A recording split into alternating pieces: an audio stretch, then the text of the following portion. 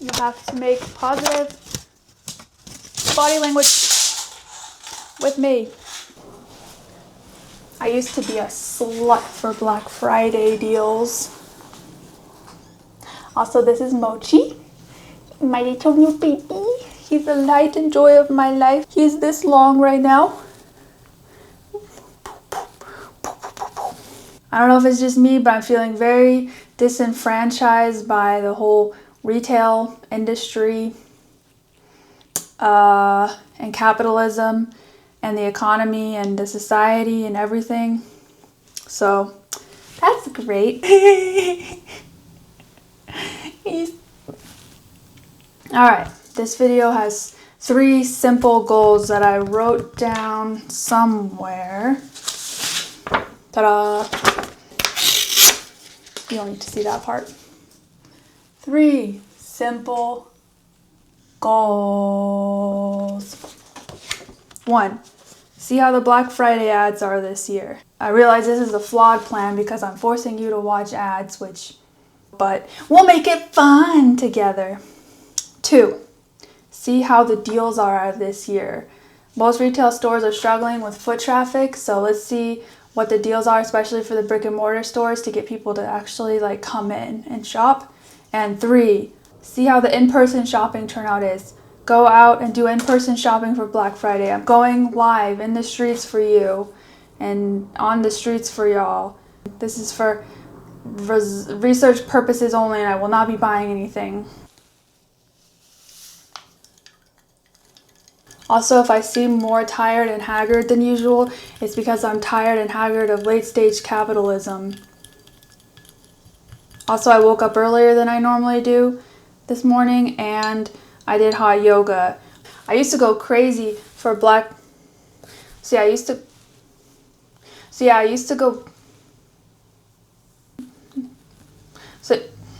okay, whatever. So yeah, I used to go crazy for Black Friday shopping when I was like a teenager and a young adult. When I was a teenager at my relative's house for Thanksgiving, I would get the newspaper with all the Black Friday ads and look at them and circle things and earmark things and doggy mark things. Oh, little quick story is in school in like 4th or 5th grade, our teacher, we were all reading a book together, and she told us to stop and dog ear the corner to mark our place. And I thought she meant to draw some doggy ears on the corner. So I took a pencil and drew some doggy ears on the corner to mark my place. So those were shared resources. So I hope it was discovered later and someone had a good laugh. Anyway, so every year I would have like a list of stores that I wanted to go to or a list of deals I wanted to score, and I would force my poor dad to take me in the morning. I don't think we weren't like super hardcore about it, but I remember we did stand in some lines for some like exclusive limited deals, which is like America's favorite pastime. Now looking back and I'm like, I don't even remember if I got any good deals or anything. We'll see how the ads are this year. I saw this one ad video that spurred this whole video idea. It's been percolating in my mind for a little bit. It was like this ad for I think it was TJ Maxx, and it was like basically, you're not shopping, you're treasure hunting, or like, this isn't shopping, this is manifest destinying. Like, you're self-actualizing when you shop in our store, actually. So, and I just thought that it was like very dystopian and rubbed me the wrong way, because I don't think that someone should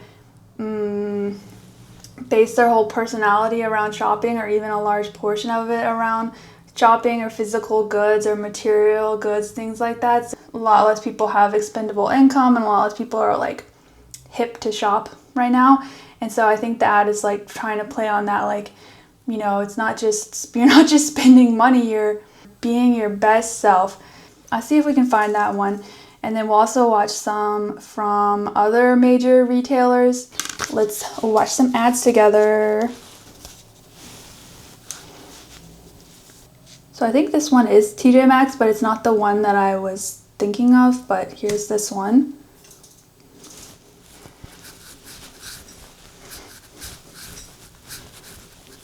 So it's kind of implying that like holiday magic is linked to like material items, and that it's also based on how much and what you gift people, which is kind of sad, but I feel like it's kind of par for the course for all of the holiday shopping ads, so it's not very surprising. So, all right, let's move on.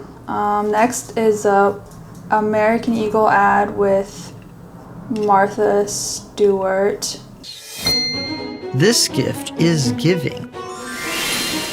Giving generously during the holiday season is one of my greatest joys. Okay, a lot of Gen Z slang. American Eagle is definitely trying to rehabilitate their image, I think. It's a weird ad because it's not really showcasing American Eagle like products necessarily, or like their brand. It's more like banking on Martha Stewart's likability. It's more of an ad for Martha Stewart, I feel like. So, and her whole thing is like, oh, I love gift giving. Again, it's like this thing, it's focused on all the gifts you can give other people, because I mean, this has been probably a psychological thing for holiday ads for like forever, but companies are definitely relying on people's gift giving want, because when money's tight, people will definitely spend less on themselves, but they will maybe still give gifts because it's like what it's expected, or it makes them feel good to give gifts. Valid feeling, because I also love giving gifts and think it's kind of slimy for companies to prey upon that like wish and desire for people to give gifts. So, all right, next we have, let's see, Yeti ad. Don't get them a Yeti unless you like dogs that are always wet, eyebrows that are still growing back, and sand in places sand should never be. Don't get them a Yeti unless you really love them. Okay, yeah, so it's reverse psychology ad. Is it reverse psychology, or is it another word for it? But basically it's trying to say, yeah, like, don't get them a Yeti unless they're super fucking cool, outdoorsy, and adventurous. And then at the very end it drops like, oh, don't get them a Yeti unless you love them. Again, this whole like notion of you have to get someone a gift if you love them, or like to show your love. So yeah, if you love them, get them a Yeti. Also, how much does that Yeti cooler cost? I'm not sure the particular one they showed in the video, but over $200, probably $200 to $300 range. Next we have Amazon. Real Amazon customer reviews, performed by a real serious actor. My white couch was now bright purple and smelled like something had died in a cheese factory. This little machine did the job. 5 stars. Even Benedict Cumberbatch, who I do enjoy, was struggling to keep my attention span for that one, I'll tell you that. It's like he's reading a 5-star customer review about something for like one product Amazon offers. It's not even an Amazon branded product, which is interesting.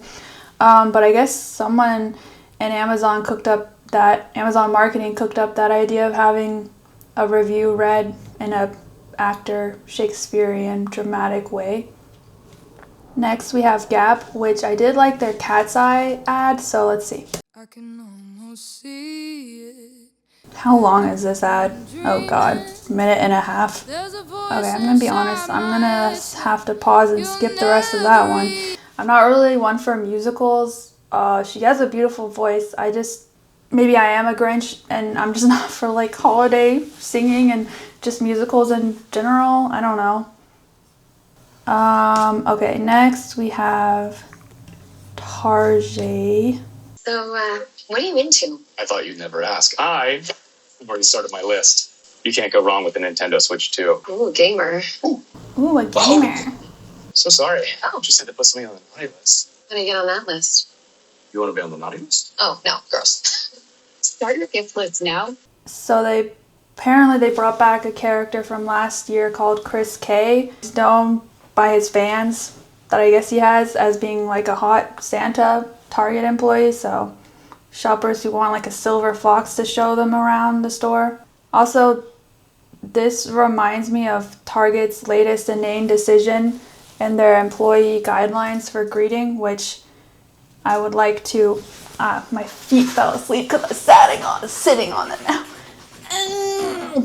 So Target's new guidelines state that if a customer comes within 10 feet of an employee, they have to maintain welcoming body language, make eye contact. I think this room is like about 10 feet. Oh, there's the 10. Look. Cool, wait. Oh, my foot's still asleep. And then the other end is out of frame, great. But yeah. You have to make positive body language with me. And then if a customer gets within 4 goddamn feet of you, just here, now you also have to greet them and offer them assistance personally. So I don't know where the 4 feet starts, like if it's from where your body ends or starts, or in the middle, probably.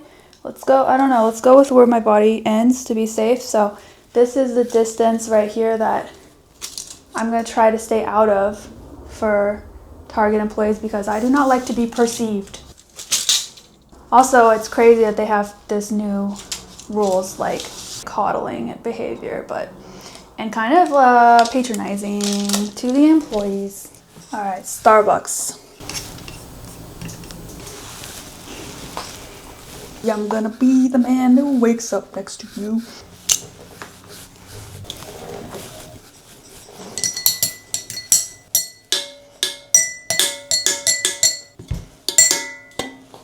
Oh, it's over. Okay.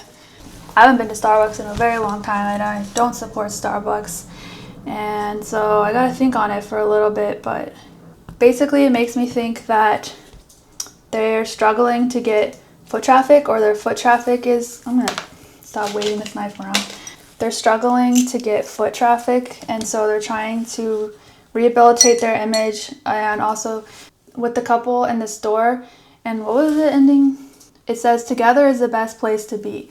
So I feel like it's trying to get people to come back into the stores to, Starbucks. What the fuck am I goddamn trying to say?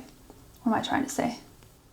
Oh yeah. So I think Starbucks foot traffic is down, and I've heard for a while that people aren't really like hanging out in Starbucks as much as they used to as like a meeting place or like to do work or like congregate. So I think they're trying to switch that around, and so they're showing like hang out in Starbucks with your loved ones. It's so great. Their public image has a little bit of mixed signals about that. Let's see. My research says that their foot traffic is down. It does say that when the Barista Cup launched on November 6th, there was a 30% chain's 12-month daily average. Okay. Yeah, so the barista was something that drove foot traffic, and yeah, well, I made a whole little video with my take on that, where I made this bloody barista massacre with Mr. Moneybags at the top and a massacre of baristas, and I call it trickle down economy.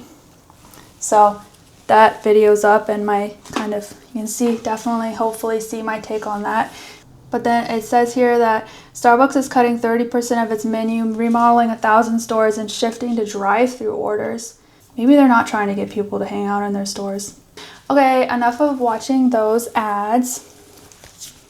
I did watch some others, including the Coca-Cola AI one, which I don't wish to open that can of diatribe right now, but it did make me sad. And not even the 18-wheelers carrying Coke to that village can pep me up. So, quick palate cleanser. Oh, got distracted. Anyway, let's move on to number 2 of my goals, which is to check out the deals of the season. That was really aggressive and shocked even me.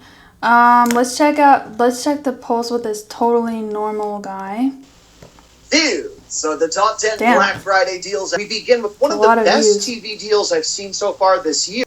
I think the general consensus for a while now for Black Friday is that it's no longer like a haven for mega good deals, and that people are more aware of Black Friday prices aren't necessarily the best prices anymore, and also that they'll use shady tactics to make it seem like they're offering the best deals of the year. I'm interested in seeing the in-person deals because that shows me what the companies are doing to get people in the store. And so a lot of companies will use loss leaders to get people into the store. So they'll have like a really good doorbuster deal. That's like the first people get this free thing to get inside the store. And then they hope that you spend a lot of money when you're there already. Because I guess the hardest part is getting people in the door for a lot of things. So let's see. I think Kohl's, Target, and Lowe's, I saw each had like an interesting approach. So it was Target gets the first 100 people receive an exclusive tote bag filled with surprises. For Kohl's, the first 200 get like a chance to get up to $100 in Kohl's cash, and 10 national winners will get $1,000 in Kohl's cash. And then Lowe's has this first 50 will get a bucket of goodies, and 50 buckets per store include a certificate for a major appliance up to $2,000. But I think it's only one per store gets the like golden ticket. Well, Target and Lowe's for sure are doing like this blind bag mystery approach. Actually feeling my Grinch heart open back up to holiday shopping, because like that's exciting to me. I get drawn into blind bag and mystery approaches, but no, I've been burned too many times. So now it's time to go in person and check out the situation and the deals. But now I don't want to. And I have a little bit of a confession to make. It is 1:20 on Black Friday, and most of the doorbuster deals were for their first customers at like goddamn 6 a.m. So I didn't want to wake up that early. I was considering it, but I was like, why am I doing that just for a video? And so yeah, and I also just felt like if I was there, I would feel like depressed. So let's check out social media and see how the blind bags panned out at Target and Lowe's. The consensus is that Target was underwhelming and that they pulled one over on everyone. A lot of people waited for like hours outside, and some of them in cold places and stuff for the swag bag, and everyone got the same exact items, and some people for each store, I guess maybe just one person per store got a magic ticket for like something bigger. So I think I saw some was like a Ninja slushy machine, and then one was like a hair dryer. Most people were disappointed. So for Lowe's, it looks like people were happier with the items that were in the blue bucket, more value in there, but I think it was also pretty much everyone got almost the same thing. So with Target and Lowe's, people got like almost the same thing with like 1 or 2 extra items depending on like if the store had it. For instance, I think some people got gypped on the cookies at Target or something. I was more excited by the prospect of them having you could get like any number of different items, like each customer you get completely different things. That's more exciting to me, and I think that's what people thought it was going to be like. So that's also the disappointment, and that didn't happen. Everyone got the same items. And I used to have my own e-commerce store, and I would do blind bags sometimes as like presents for large orders or like a special or something. I don't remember the maximum number of blind bags I packaged, but basically I packaged blind bags, and they were all very different and I was able to do that because I was the only employee, and so I was able to make these blind bags, and it took me a while to put them all together and like shuffle everything around. And if you think about Target, let's see how many stores in the US. They have nearly 2,000 stores, and they were giving a blind bag to the first 100 people. They needed to make 200,000 blind bags probably, and having them be completely random items. That's a logistical nightmare, let me tell you, because when I transitioned to have my orders fulfilled by fulfillment center, there was a flat rate for every order, and then every additional item I added had an additional cost to it. So every time someone in the warehouse or in the fulfillment center had to put another item in the box, that was an additional cost. And then also it was more costly if I wanted to do that kind of like blind bag approach where they'd have to like put together a bunch of different random items. It would have been very expensive and labor intensive. So that's why I think Target and Lowe's didn't do that, which from a business perspective makes sense, but from their advertising consumer side, it kind of sucks because I feel like people were led to believe it was more of a random kind of exciting thing. So yeah, I think if a big company is offering blind boxes, should just in general be wary that it's probably going to all be the same shit in each box. So that's my little rant on that. So in conclusion, I don't respond well to ads that insinuate that buying and shopping is fun just for the sport of it, or that you need to shower yourself and others in material objects to feel that holiday magic. Holiday shopping and retail in general feels very dystopian to me due to environmental factors, economic factors, political factors, geopolitical factors, all the things. And I'm not some perfect beacon of sustainability and minimalism. I try to limit my non-perishable items that I buy lately, i.e. not food, and cut down on my waste production. I think people should maybe like save what money they have, if they can, instead of changing out their throw pillows every season. And why is each makeup release some new innovative ingenuity, some science breakthrough, some mega mind concoction? It's just fucking makeup. Also trends. Retail trends and item trends were created so that people have to keep buying and have to keep cycling through things and keep spending and keeping the cogs of capitalism churning. And social media trends as well. They're trying to capitalize on your focus and so that you'll fall in line. It's keeping up with the Joneses just in an age of AI.